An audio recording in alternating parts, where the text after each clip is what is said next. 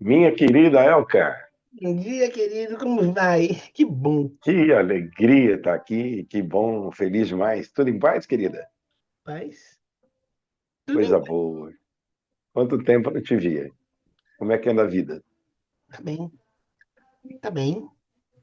Meu Maravilhoso. neto, meu neto que estava em Israel saiu ontem, Ó, que bom, que conseguiu bom. sair, foi para Atenas, então a gente ganha uma nova energia para tocar o resto da vida com ele. Ah, não tem dúvida. Eu posso imaginar, a aflição é inevitável, né?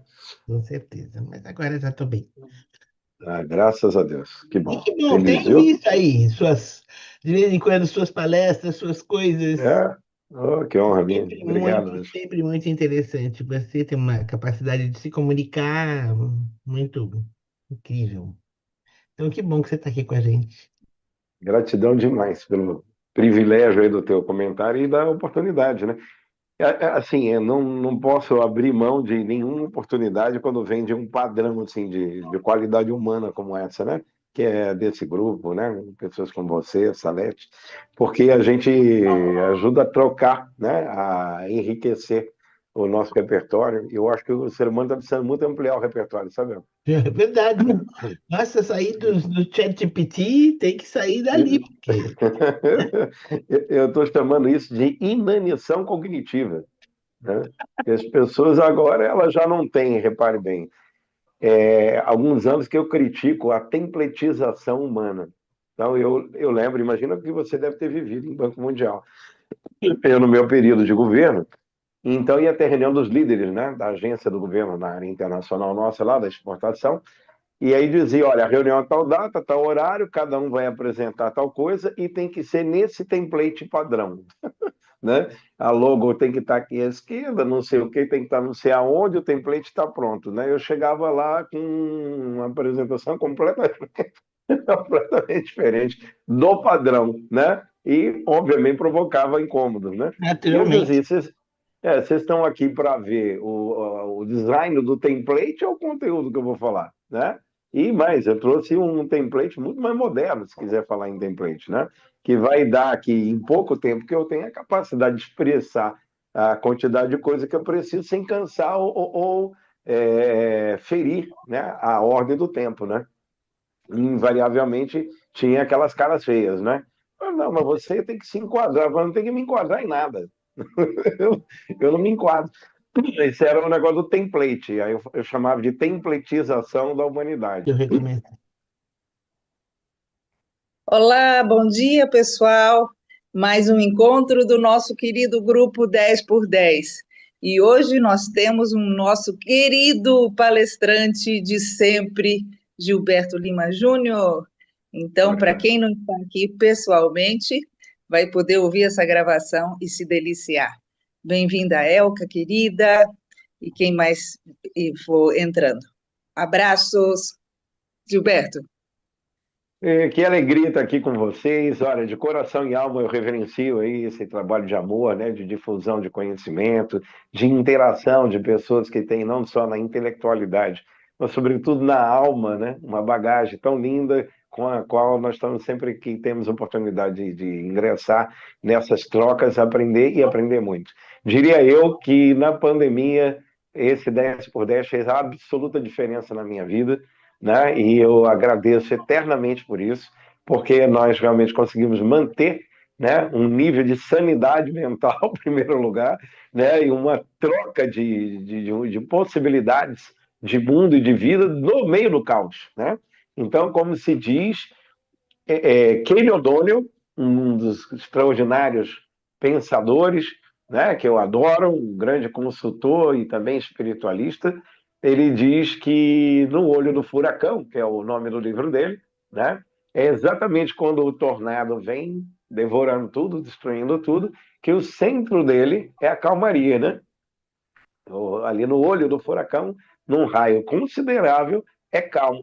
E nesse período do 10 por 10 da pandemia, onde ele surge, ele contribuiu, e esse é meu depoimento de amor e de gratidão, para essa reinserção no olho do furacão que nós estávamos vivendo, para poder, na calmaria do interior de cada um de nós, observar os efeitos daquilo tudo, mas tendo a capacidade de nos manter seguros, né? Então, é muito importante para mim, sempre que possível, muito obrigado, né? Eu virei sempre, sempre, sempre, sempre. Salete, você me deu aqui um desafio de hoje, dar uma atualizada de como anda o mundo digital, como anda as coisas que a gente vem pensando, e eu queria acrescentar na nossa fala de hoje que desde que fiz o TED Talk, né, e foi uma experiência muito importante para mim, o TEDx, cujo tema foi Final Countdown, né, a contagem regressiva, né, o tema da Escola Superior do Ministério Público da União, que na ocasião organizou, ele referia-se à questão da natureza, à questão da regeneração planetária. Aquela participação influenciou muito, então talvez eu traga e eu contribua um pouco com alguns dados porque passei também a direcionar não só a avaliação, o entendimento do que é futuro com base nas tecnologias disruptivas e para onde a humanidade está impactada e sendo levada, né? Mas também para olhar de que maneira as tecnologias avançadas podem contribuir na regeneração do planeta. Né?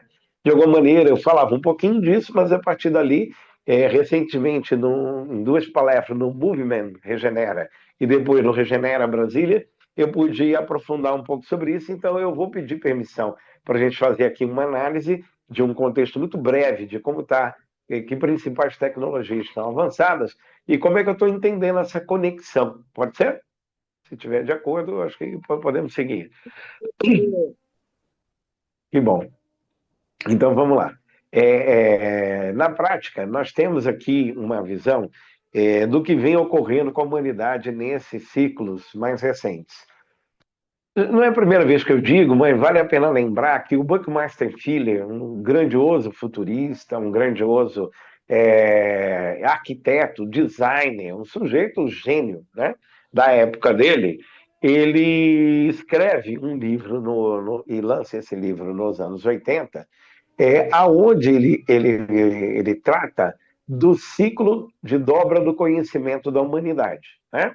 E ele vai dizer que a humanidade levava 1.500 anos para dobrar o conhecimento, e quando chega em 1900, ela passa a dobrar o conhecimento a cada 100 anos, e no pós-guerra, porque muita tecnologia, inclusive, foi desenvolvida em função da própria guerra, da Primeira e da Segunda. No pós-Segunda Guerra, esse período de dobra do conhecimento reduziu-se para uma escala de 25 anos, e ele fala, bom, e ele para aí, que foi até o período que ele lançou o livro lá. E a gente observa que o delta tempo, no nível de avanço de inteligência artificial, das telecomunicações com 5G, só para dar um exemplo, a China acaba de anunciar, lá o Xi Jinping, acaba de anunciar o lançamento da rede 10G. 10G. Nós já estamos falando sobre isso. Nós já estamos falando do Japão produzindo energia aqui no planeta Terra a partir de espelho solar projetado aqui para baixo. Nós já estamos falando da viagem dos chineses ao lado oculto da Lua, e pouca gente entendeu, achou que era mais uma viagem maluca, a primeira vez que alguém ousou ir para aquele lado da Lua lá, né? E lá eles foram buscar, entre muitos estudos e análises, um componente químico que até tem no planeta Terra, mas lá ele tem em abundância, e aí dá para entender porque o espaço profundo está olhando para a Lua como base para chegar em Marte, para chegar em outros lugares, né? Eles trouxeram de lá hélio 3. E por que raios os chineses prospectaram com uma sonda e depois fizeram o touch and go, né? Eles foram lá, buscaram as amostras de hélio 3 e trouxeram. Porque nesse momento, também no tema de energia, há uma corrida, que é um pano de fundo da hegemonia global de poder, e muita coisa dos movimentos da geopolítica hoje a gente consegue compreender em razão do óbvio, né? Em razão do domínio da energia, do domínio das tecnologias, e o hélio 3 foi possível agora para os chineses, que concorrem com os alemães, com os ingleses e também com os americanos, na produção de energia do chamado sol de laboratório. Olha para onde está indo a humanidade, olha que coisa impressionante. os chineses, os ingleses, alemães, etc., estudaram que o modelo de produção de energia do Sol, ele não é um modelo nuclear que o ser humano gerou com as suas bombas e geração de energia, que de alguma maneira ajuda a Europa, né? Mas gera muito medo por causa do lixo atômico, com todas as consequências naturais ou não naturais, né, dele, que é a fricção nuclear. Então você tem uma colisão de partículas, aquilo explode, gera uma energia que, né, é dominada, é canalizada para as finalidades devidas. E o novo padrão passou a ser, portanto, não mais a colisão, mas a fusão, que é o Sol. A maneira como o Sol produz é a fusão das moléculas, fusão das partículas. E aí os chineses conseguiram produzir em laboratório, obviamente, e isso eu estou falando de maneira muito grosseira, a explicação seria muito mais complicada, mas ele conseguiu gerar 20 vezes a energia do Sol em laboratório.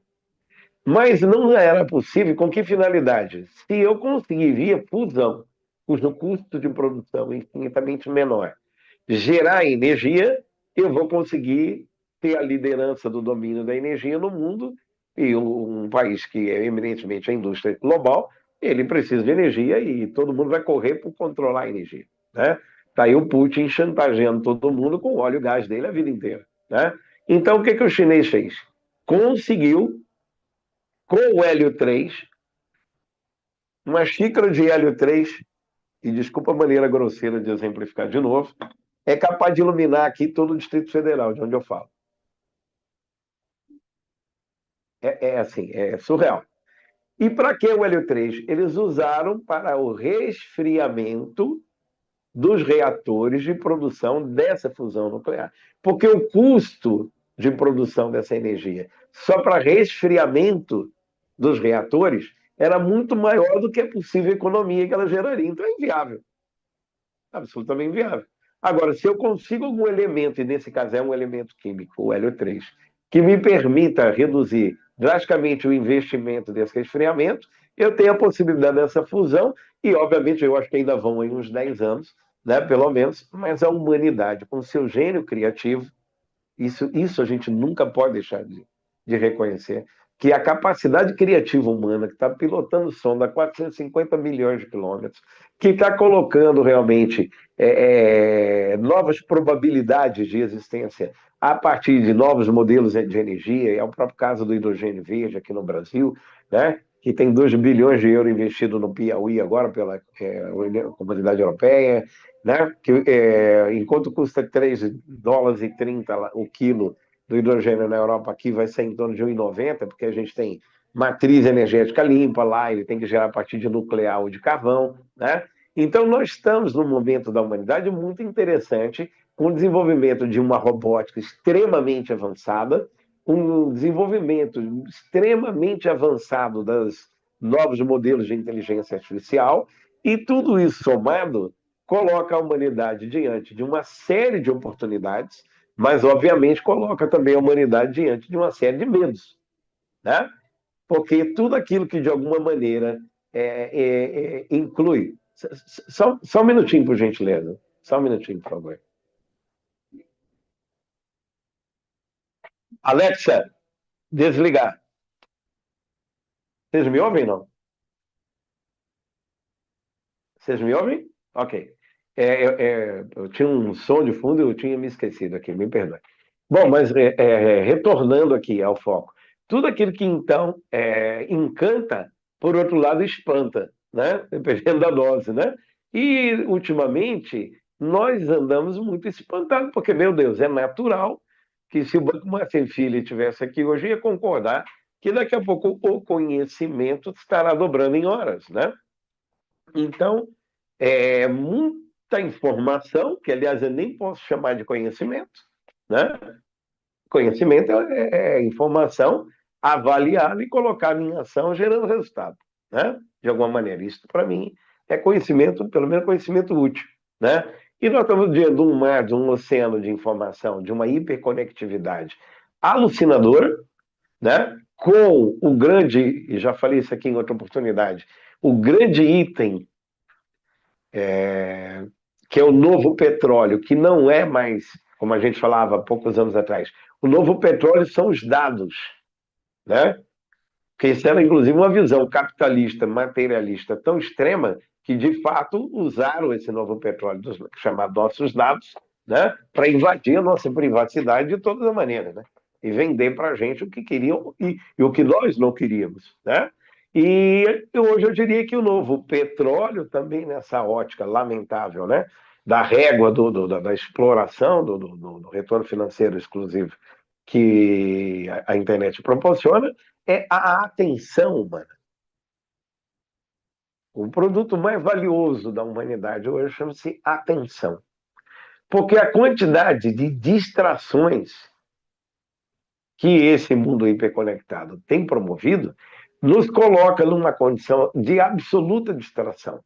E eu tenho falado que nós estamos começando a ter algumas dificuldades e preocupações, eu trago essa reflexão.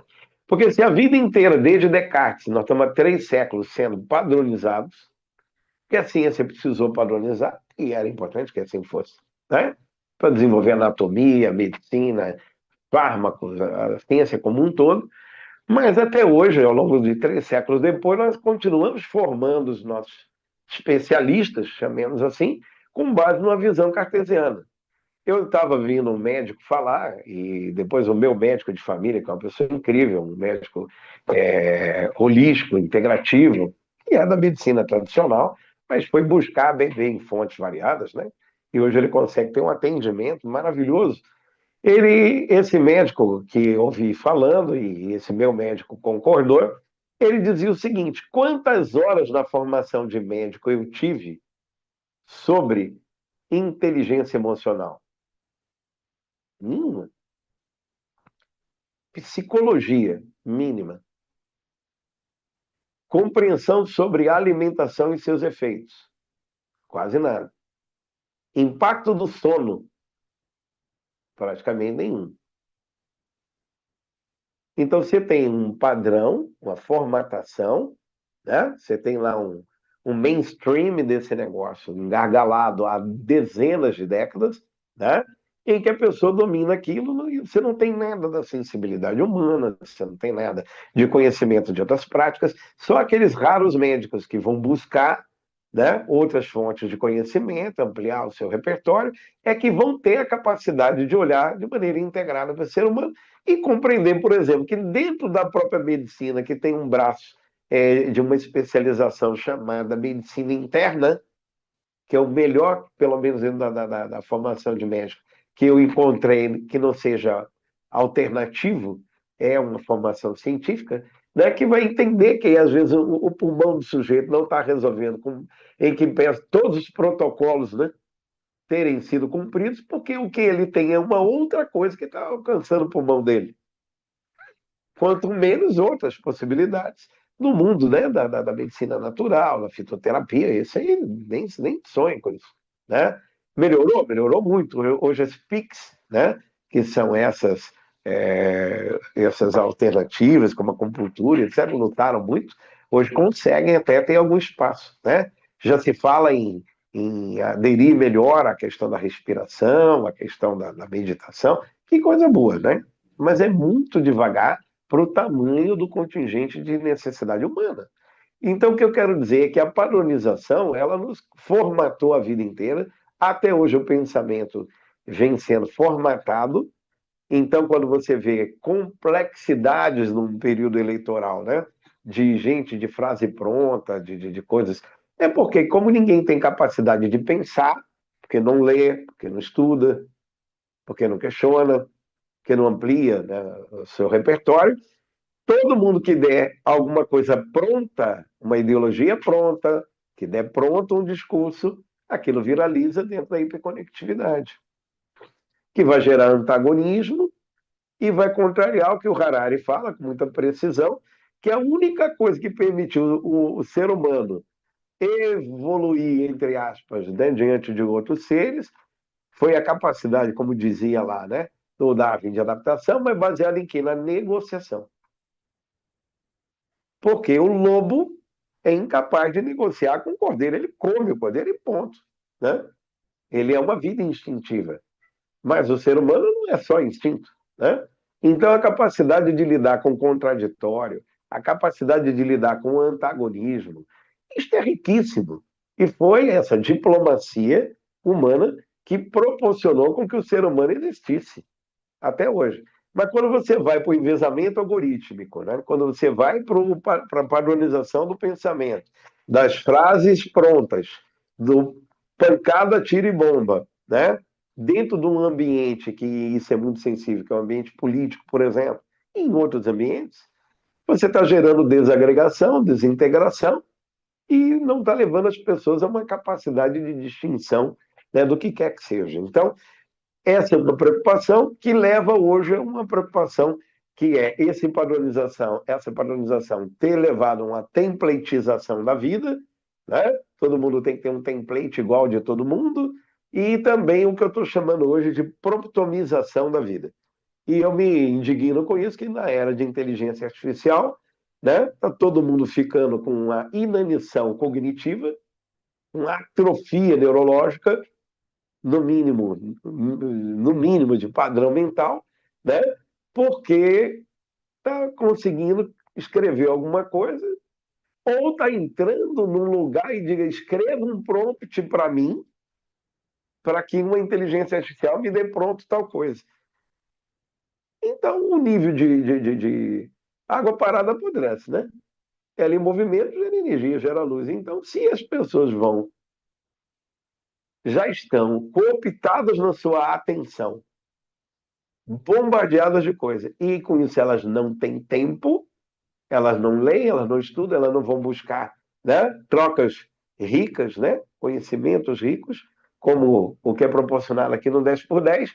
Então, daqui a pouco, ela não tem. A única coisa que tinha sobrado em inteligência artificial era a capacidade de você escrever. Porque eu vou usar o quê? Ó, que maravilha. Eu sou um jovem senhor de 56 anos de idade, né? Na minha relativa senioridade, tem alguns temas que pagaram, né, as minhas contas e trouxeram a minha prosperidade profissional. Modéstia à parte, eu vou escrever um prompt para uma inteligência artificial me auxiliar muito melhor do que alguém que não tem, um mais jovem, ou até na minha idade, que não teve a mesma bagagem que eu. Não, mas agora o negócio é o seguinte: você vai perguntar para um IA o que você tem que perguntar para ele, para ela. Eu chamo isso de deletar o ser humano. E isso me preocupa. Porque quando eu estou vendo o Digital Twin, né, os gêmeos digitais, que na indústria é muito interessante, você, aí teria que ter tempo para explicar, né? Como é que você consegue testar muitas coisas antes de estar na linha de produção em simuladores baseados em AI. Isso é bacana. Porque aponta lá, gente, é produção de máquina, então tá tudo bem. Agora, quando você tem, como o menino agora que veio me dar uma consultoria, falou, fica aqui na frente dessa câmera. Eu falei, mas para que é? Ele falou, não, você vai ver. Me deu um texto, fala esse texto aqui. Um texto, Elka Salete Rosângela, de 3 minutos.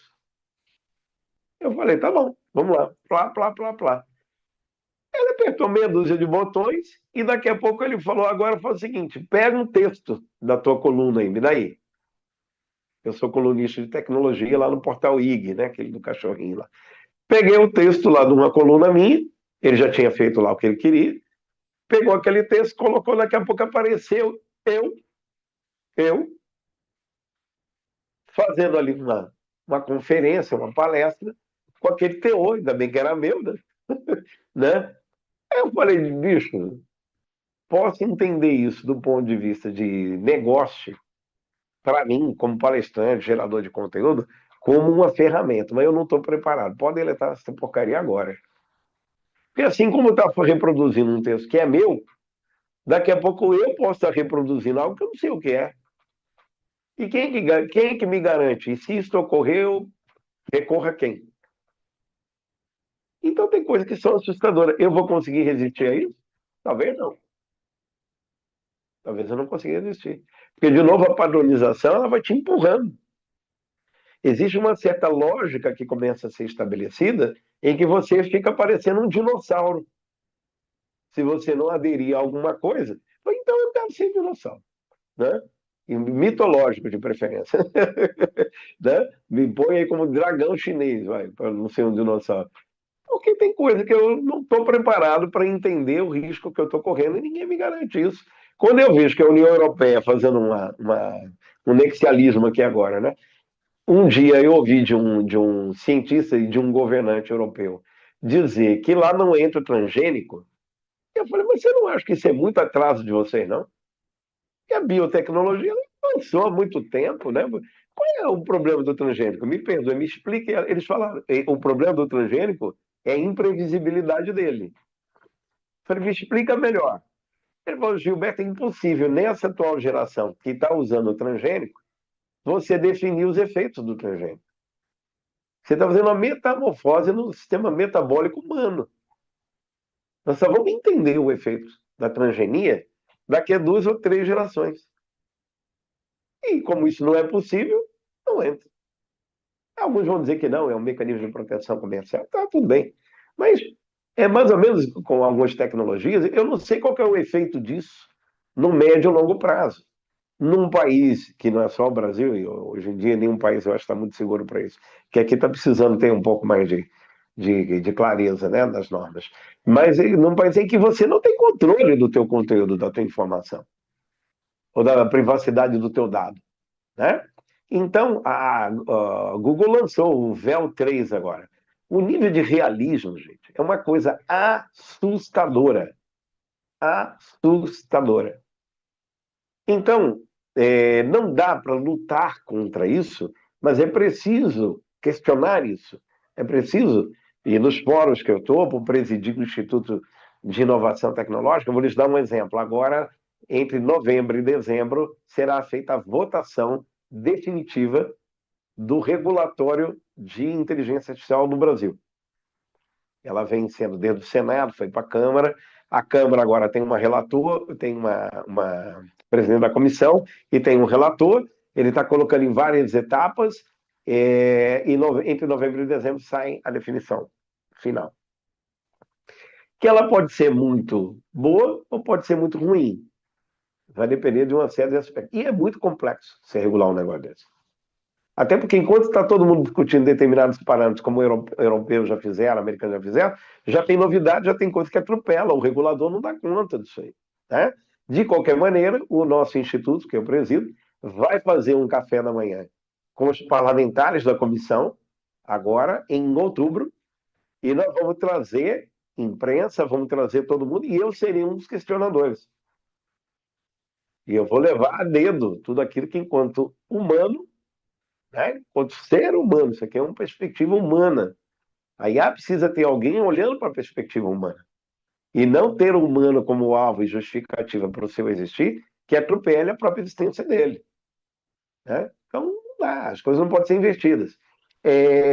O Kai-Fu Lee, que é o cara lá da caneta, da inteligência artificial do Fórum Econômico de Davos, e a gente sabe, a gente tem as nossas críticas com Davos, mas querendo ou não, eu como futurista não posso não entendê-los como uma fonte, porque afinal de contas é um clube de 5 bilhões de dólares e esses caras sentam lá e decidem a humanidade. Né? Então, eu tenho os meus princípios e tenho que olhar, tem que estar infiltrado nessas coisas. Né? E o Kai-Fu Lee, eu gosto muito dele, que ele tem a cadeira e a caneta lá da inteligência artificial, e ele fala que a humanidade, nesse novo mundo, ela, para sobreviver, ela precisará interpretar com muita profundidade 3 Cs. O primeiro C é consciência crítica. E aí, de novo, entra o aspecto da preocupação. Se você é um dado, se você é um distraído, se você é o reprodutor de ideologias e de frases prontas, né? Se você não permite ser questionado, se o antagônico que chega ou o contraditório que chega, você agride, né? Que faz disso, às vezes, uma seita, né? E você não está interagindo na diplomacia secular que Harari diz que fez com que a gente pudesse chegar até aqui, né? Então, a probabilidade de você ser completamente dominado, atropelado, né, pelo avanço, de um lado da robótica, em tudo aquilo que é produção, tudo aquilo que envolve a parte manual. Eu diria, inclusive, viu, Salete, é o que, Rosângela?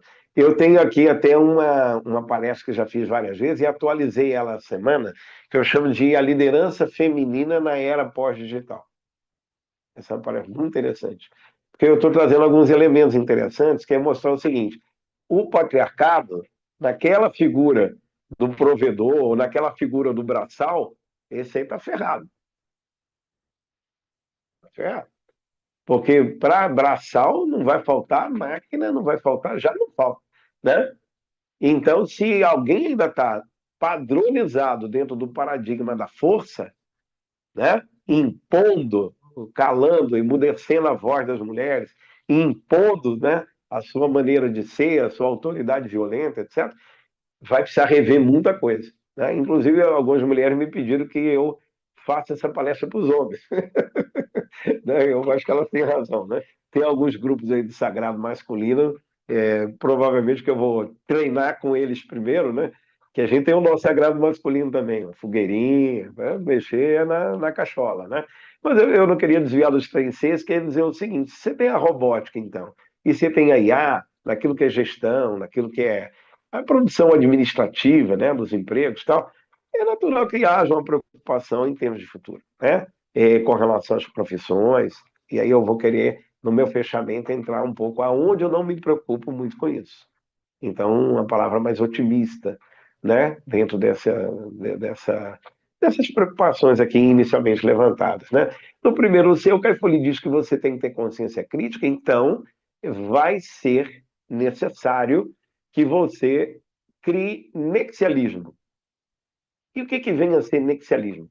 Ora, se a vida inteira os especialistas, e nós adoramos um especialista, aliás, eu respeito muito quem, como diz o japonês, né? Depois de 10.000 horas que você faz algo, você vira um especialista naquilo e vamos respeitar que o japonês é bom pra caramba. O alemão é bom pra caramba, né? Então, eu não tenho nada contra o especialista, mas o problema é que quando você é martelo, tudo parece prego, né? Então, o paradigma do especialista é o envezamento. Na medida que você tem um contexto muito mais variado, de complexidade muito mais ampliada, a probabilidade de você querer enquadrar todo mundo dentro do paradigma de especialista está ficando complicado. Então, nas palestras eu tenho falado, né, dos donos de companhia aérea norte-americana que foram lá no presidente da Ozempic, lá da Nordisk, né, e ninguém entendeu que raio esses caras foram fazer lá, e eles foram perguntar: essa bendita caneta aí de emagrecimento, ela de verdade vai virar de escala global ou vai morrer na praia? Não, a patente está caindo, outros laboratórios concorrentes vão entrar, isso é a tendência global, voltar felizes da vida, né? E aí as pessoas perguntam: mas que raio que tem a ver donos de companhia aérea indo lá perguntar para um cara de um medicamento criado para diabetes, que inteligentemente foi pivotado para emagrecimento, que viram que era um efeito colateral, focaram, obviamente, no que dava mais dinheiro mais rápido, né? E eles entenderam o seguinte: que se isso de verdade vai escalar globalmente, a probabilidade é que o consumo de combustível da aeronave diminua. Porque o peso da aeronave vai diminuir, os assentos podem ser encolhidos, você cabe mais cadeira, e muda inclusive o bagageiro. O nome disso que eu estou dando como exemplo se chama nexialismo.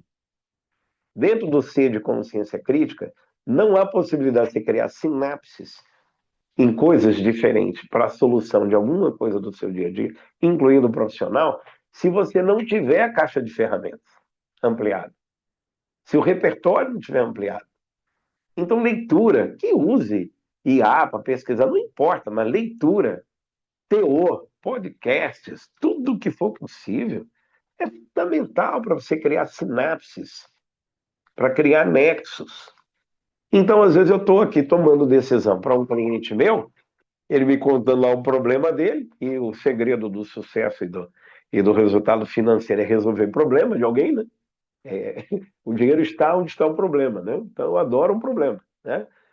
E eu tenho conseguido ser feliz como profissional, porque muitas vezes eu estou dando uma solução para um cliente meu com base nessa capacidade de sinapse, coisa que o camarada nunca pensou, que tem ali o chamado olhar acostumado, né? está ali com o olhar acostumado, de um bom engenheiro, de um bom advogado, né? De um grande especialista, né? Então, o primeiro C do Caifolio. O segundo C e o terceiro eu vou falar mais rápido, mas são muito interessantes, quando ele chama atenção para o fato de que o segundo C é curiosidade. Falou que fez ali nos anos 60, a gente sair de uma enxada batida no chão para pisar na Lua, foi a curiosidade. O que fez a evolução da ciência, o que fez a sonda nossa viajar 450 milhões de quilômetros e pousar lá em, em asteroides, enfim, foi a curiosidade humana. O que tem feito, para vocês terem uma ideia, eu vou dar, olha, tem coisas na saúde que eu falaria para vocês aqui, de um nível de avanço extraordinário que estão vindo aí, de coisas úteis. Então, duas mulheres, e vivas mulheres da ciência e da tecnologia, que em 2020 ganharam o Prêmio Nobel da edição do DNA. Em outras oportunidades já contei sobre isso aqui, que é a tesoura genética, né? Ela consegue cortar aquele pedacinho, né, falho do DNA, botar o código correto e com isso recupera um movimento locomotor, a vista, tal. Já Salete até já me ouviu falando isso em outros lugares, né? Mas com base na edição da tecnologia CRISPR, que é o nome dela, é, tem se produzido coisas impressionantes em termos de melhora da saúde humana, extraordinárias. E mais recentemente, que não tem a ver com CRISPR, uma nova tecnologia foi poder imprimir, que é a manufatura aditiva, né? Que hoje já tem bioimpressora, você pode imprimir um órgão. Israel é muito avançado na impressão, inclusive de coração, né? Mais recentemente, eles não imprimiram órgãos, mas imprimiram artérias dentro do corpo do paciente. Olha que coisa impressionante. Então, injetam uma tinta e, com base em laser, calor, tal, vão moldando e construindo uma artéria para poder recuperar aquilo que, ou uma fibra, alguma coisa, aquilo que era necessário para aquela pessoa se recuperar sem abrir a pessoa. Então, tem coisa. Os japoneses agora conseguiram desenvolver uma tecnologia para fazer nascer dente de novo. Eu falei, meu Deus do céu. Eu falei, quer dizer que o dentista tem futuro, né? Não vai faltar dente para resolver problema. E se ficar banguela, né? O japonês resolve, né? Né? Vamos ter ali. Então, tem coisas fascinantes. Isto é o que? É curiosidade, né? Então, não podemos não nos entusiasmar, né? Com essa curiosidade, que é coisa maravilhosa. E é próprio da criança, né? E é próprio da criança. Então, a gente não pode matar a criança interna nossa, né? Tem que botar para brincar, tem que botar para se divertir. Eu toda sexta-feira, hoje é dia, né? É que hoje eu vou ter uma fogueira sagrada, então hoje eu não vou poder ir para minha farra da dança. Mas amanhã eu não perco, né? Amanhã eu estou na pista de dança, lá me divertindo igual menino, né? E o povo morre de rir porque eu danço, né? E é minha terapia, né? Por quê? Porque eu estou botando a criança para brincar. Chega carnaval, vai brincar carnaval, vai fazer o que você quiser, mas vai ser feliz. Porque senão, como diz o autor do livro, o sucesso está no equilíbrio, né? Que é o CEO da Korn Ferry International, das maiores empresas de headhunter do mundo, né? Ele é considerado entre os maiores headhunters do mundo. Ele fala que você tem o yin, tem o yang dentro de qualquer ser humano. Mas que é preciso lembrar que existe mais um ente necessário de viver, que é a criança, que equilibra esse yin e esse yang, que torna divertido esse equilíbrio. Senão fica muito para um lado ou muito para o outro, né? Então ele usa essa figura de linguagem que eu acho muito interessante. Então é a curiosidade. E o último C, que não seria diferente, a criança tem muito também, mas todos nós temos muito, que é a criatividade, que é a criatividade, né? Então, a consciência crítica, a curiosidade e a criatividade, né? Se você mata a tua capacidade criativa, né? Porque não está fazendo nada de novo há muito tempo, né? A probabilidade de você estagnar nessa capacidade de perceber coisas diferentes, né? Dentro do estudo de novos repertórios, de você ir fazer as suas sinapses, porque você não está aproveitando a tua holografia, né? A tua pineal, a tua capacidade espontânea, né? Imaginativa, fantasiosa, né?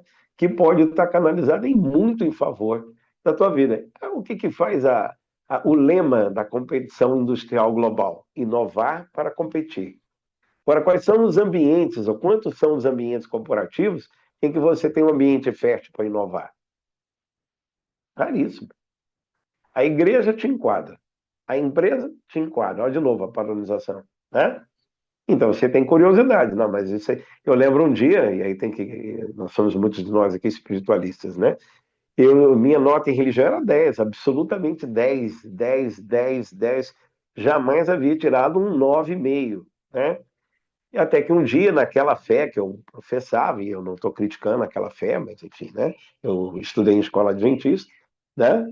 Aquele pastor que era o meu professor de religião, certa vez eu peguei uma passagem do Velho Testamento, né? E questionei. Eu falei, eu não entendi onde é que está o amor de Deus aqui, nessa passagem. Ele olhou para minha cara, pegou a Bíblia e leu lá, né, que Gideão, com a queixada de burro, matou não sei quantos, 300 homens lá. Eu falei, essas pessoas que morreram não tinham filho, não tinham avó, não tinha mãe? É que o texto está dizendo para a glória do Senhor, sei lá. Eu era um menino. Mas a minha sensibilidade espiritual, eu me compadeci dos outros que morreram, né? E o homem virou para mim e falou: Você está questionando Deus, é o diabo que está tentando você. Claro que eu não estou aqui colocando a religião como culpada disso, né? Talvez aquele, que eu, aliás, sempre tive muita admiração por ele, né? Aquele pastor, aquele professor de religião não teve a capacidade, né? A conclusão, eu fui buscar outros caminhos, né? Não é possível que eu não possa questionar alguém, né? Então, nós não podemos cair nessa, né? A gente tem que ter a mente aberta, né? A gente tem que criar isso. E essas são, no mundo de era digital, né, elementos humanos fundamentais: consciência crítica, curiosidade e criatividade, né? Então, sigamos assim, né? Eu queria fazer um paralelo, se vocês me autorizam, por conta de um TED Talks que eu tive o privilégio de participar. E esse TED Talks ele era vocacionado, a temática dele, era Final Countdown, né? Contagem regressiva sobre regeneração planetária. E a Sol teve, a nossa amada Sol, teve comigo agora numa imersão que eu fiz de 2 horas e meia, falando sobre esses assuntos em nível muito mais detalhado, com muito mais outros tópicos, né, abordados, e fazendo um paralelo em relação à chamada regeneração do planeta. Esse TEDx ele me despertou para olhar para isso, né? Eu disse que daria uma mensagem ao final, que era uma mensagem mais otimista. Vou antecipar um pouquinho. E depois você me digam, por favor, quanto tempo eu tenho também para eu não extrapolar. Mas eu recentemente estive, por exemplo, em Manaus e estive reunido com um amigo muito querido que dirige o CBA, o Centro de Bionegócios da Amazônia. Lá no CBA, no Centro de Bionegócio da Amazônia, que captou 10 milhões agora de reais para o desenvolvimento, uma reestruturação deles, eu pude ouvir e ver um banco, por exemplo, lá de 3 mil espécies, né, um banco de genoma, vi coisas impressionantes. Conversei com pessoas no mundo da Arábia Saudita interessadas em investir no Brasil, e eles me disseram por que eles entendem que a Amazônia, né, é realmente um celeiro de importância para patentes e coisa e tal, já que eles não vão ter petróleo, esse povo está reposicionando, é claro, fazendo um redirecionamento, e tudo está vocacionado em termos de patente, né? Eles não estão entrando em nada que não dê para patentear e escalar globalmente, na área de energia, em várias áreas. Então, eles queriam entender, né, lá o que o CBA está produzindo. Eu fui lá conhecer, fiquei maravilhado. Fiquei maravilhado. As possibilidades, com as coisas. Fui numa fundação ao lado, dirigida por um amigo, né, um amigo novo, inclusive, que recebeu 15 milhões também para o tema também, né, de bio. E ouvi de lá também coisas extraordinárias, né? E fazendo assim, então estou trazendo assim uma abordagem bem atualizada, fazendo alguns raciocínios e analisando, eu cheguei a uma conclusão muito positiva. Quando a gente pega o tema bioeconomia, ele é um tema previsto de 30 trilhões de dólares. Esse é o número, o grande número. Possivelmente na COP agora esse número venha a ser atualizado com base em dados estatísticos e etc. Mas as projeções. E não é impossível acreditar nesse número quando eu olho, por exemplo, a biocombustíveis. Quando eu olho para combustível do futuro, das aeronaves, baseado em planta, né? Baseado em natureza, em sementes, baseado em oleaginosas. Quando eu olho para bioativos, né? Para a indústria farmacêutica, quando eu olho para a biotecnologia, a indústria mundial, a biotecnologia, de uma maneira geral. Então, tudo que tem um nomezinho bio, e uma amiga muito querida, chamada Juliana, ela, agora no mapa do Ministério da Agricultura, é uma menina extraordinária, extremamente empreendedora, uma líder, ela ajudou a estruturar um programa de bioinovação no país. E juntou de empresas gigantes brasileiras e multinacionais, passando pelas estruturas do governo e pelos sistemas, né, que já estão correndo das universidades, da academia, e passou a criar uma rede de colaboração para o tema de bioinovação. Fui para um evento da CNI, da Confederação Nacional da Indústria. Vocês veem que eu mergulho em muitas fontes, né? Ok, coerência, eu estou ampliando meu repertório. E posso aqui estar contando, né? Porque vou lá e vivo as coisas, né? E não me põe melhor que ninguém. Só estou dizendo que para mim é necessidade, por entender que é importante, eu sou coerente, né? E na CNI vem 3 gringos lá, da Escandinávia, da Inglaterra, não sei de onde, mostrar. Eu fiquei muito impressionado com o que eles mostraram, vários e vários e vários cases de observação da biomimética, né? Que eu quero muito me especializar, agora usando o termo especializar mesmo, em biomimética, que é o estudo do design da natureza, de como a natureza se equilibra. Eu, antes de começar aqui, falava com a Elka, né, de que a não linearidade é a vida, né? Que a complexidade é a vida.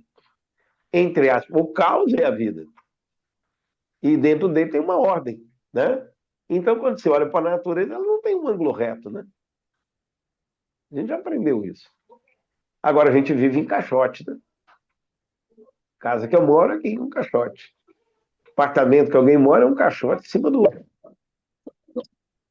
Peço perdão.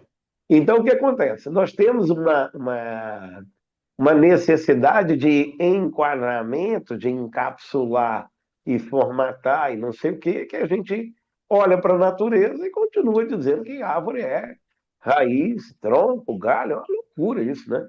Isso é uma loucura.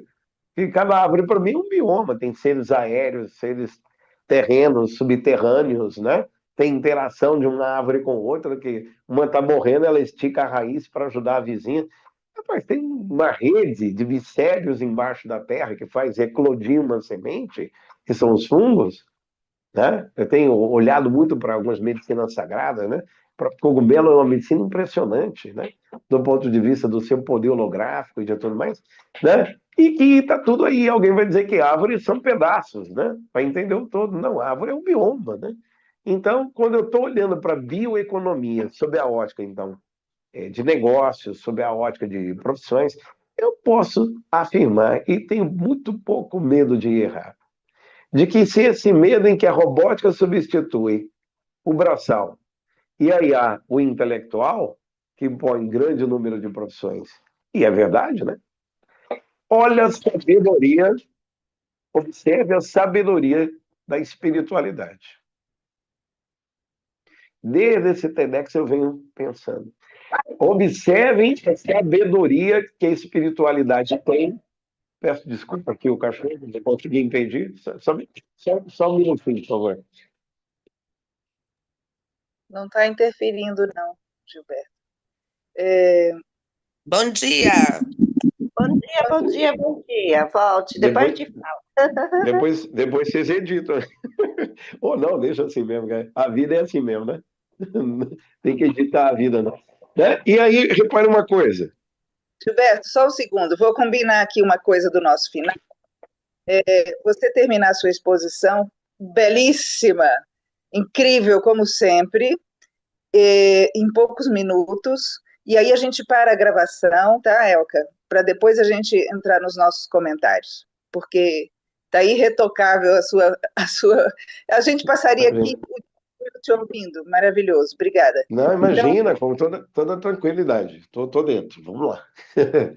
Mas só para dizer que nós estamos observando, então, que as cadeias produtivas que serão geradas pela bioeconomia, e se eu acrescentar a economia circular em trilhão de dólares, o que ela já movimenta. E repare uma coisa, dos 5 bilhões de aparelhos de celular que o mundo tem hoje, na mão de alguém, ingressam por ano cerca de 1,8 bilhões de novos aparelhos. E o percentual, por exemplo, de reciclagem desse 1,8 bilhões, quer dizer, o lixo hoje é muito maior do que o número de aparelhos que está em utilização. A sabedoria da espiritualidade, desculpa usar nesse termo, que é a maneira como eu consigo entender, e aqui eu tenho conforto para pensar assim, é que o estrago que a gente fez e que a gente faz com plástico, com tudo aquilo para não ficar com esses dados que deixa a gente até triste, né? Vocês imaginam que se nossa população humana é de 8 bilhões de seres humanos, como é possível que a gente esteja produzindo 100 bilhões de peças de roupas por ano?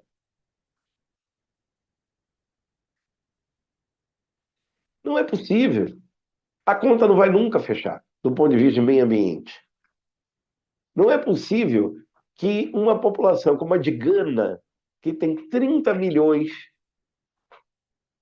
de habitantes, esteja recebendo por semana quase 60 milhões de peças de roupa como lixo do mundo inteiro descartado no lixão que tem lá. Onde tem poliéster, cujos resíduos plásticos, né, vêm para a atmosfera. Hoje você tem plástico até no leite, no seio da mãe, né? Então, nós temos tecnologia, caminhando para o encerramento aqui, temos dinheiro, porque se tem capacidade de viajar, ir para Marte, botar, tem 2 rovers lá, um na China, um dos Estados Unidos, tem um gravitando lá que é dos Emirados. Se a gente tem capacidade de fazer os avanços que nós vamos fazer, inclusive, né, para conflito, etc., não é um problema de dinheiro, não é um problema de tecnologia, é um problema de sensibilidade. Economia circular, economia compartilhada, alguns outros trilhões. Economia colaborativa, que é um pouco diferente da compartilhada. Nós temos a oportunidade, e se juntar nisso aí, economia criativa, nós temos a oportunidade de regeneração com a bioeconomia associada a tudo isso, de uma regeneração planetária, ou seja, o caminho de saída do ser humano, olha que coisa incrível, é resgatar os saberes dos povos originários. É por isso que a gente pode afirmar que o futuro é ancestral, que o futuro é colaboração, que o futuro é cooperar, que o futuro é compartilhar, que o futuro é reciclar, que o futuro é circular. E que é só a partir dessa mentalidade cooperativa, negociadora, como disse Harari, que vai nos permitir perpetuar até, se quiser, e tudo bem, que use a criatividade, o dinheiro, para ampliar as fronteiras humanas pelo espaço, como, pelo visto, é inevitável isso vai acontecer. A Lua como base para Marte, como base, sei lá para onde, Júpiter, né? Então, eu encerro aqui, para não ficar muito longo, e fechar mais ou menos dentro do tempo, né? Agradecendo o privilégio sempre de estar nesse grupo, sempre de merecer o carinho do convite, e sempre me pôr à disposição, com alguma dificuldade, peço perdão pelos momentos que não pude, Salete, né? Que poderá acontecer novamente, né, em função da agenda, mas sempre com um espírito muito determinado a transferir um pouquinho daquilo que eu venho aprendendo. E, obviamente, depois aqui, quem não está no presencial vai perder aqui a troca, né? Que é muito rica, né? Então, venha, procure sempre que participar ficar aí também, né? Para o final. Mas eu agradeço por essa oportunidade de aprender muito também com as trocas que nós mantemos aqui. Muito obrigado. nós é que agradecemos, Gilberto. Maravilhoso. você falou, assim, bastante, mas você fechou com chave de